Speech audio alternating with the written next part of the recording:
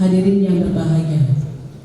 Membahas raperda DPRD Kota Palembang menggelar rapat paripurna ke-12 masa persidangan 2 dengan agenda mendengarkan laporan Panitia Khusus 4 mengenai raperda tentang pengembangan semangat kebangsaan Darussalam Palembang serta laporan Badan Pembentukan Peraturan Daerah atau Bapemperda mengenai raperda tentang rencana pembangunan jangka panjang daerah RPJPD 2025-2045. DPRD Kota Palembang menegaskan bahwa dengan disetujuinya 2 raperda menjadi perda, kepala daerah yang akan memimpin Palembang di masa depan harus menindaklanjuti dan menjalankan peraturan tersebut, khususnya yang terkait dengan rencana pembangunan jangka panjang.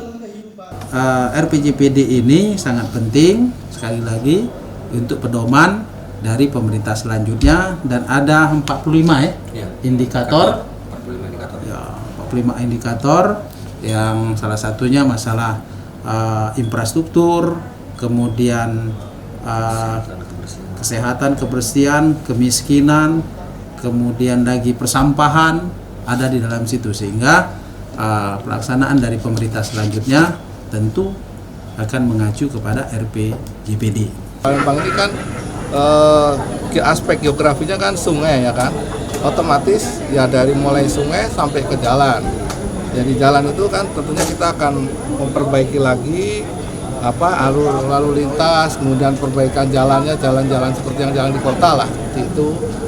Kemudian banjir, ya, itu, kemudian sampah, aspek sosial juga, tata ruangnya juga.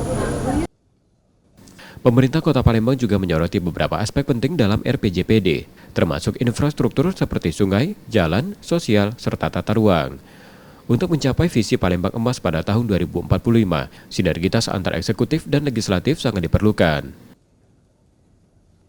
Nur Muhammad, Kompas TV, Palembang, Sumatera Selatan.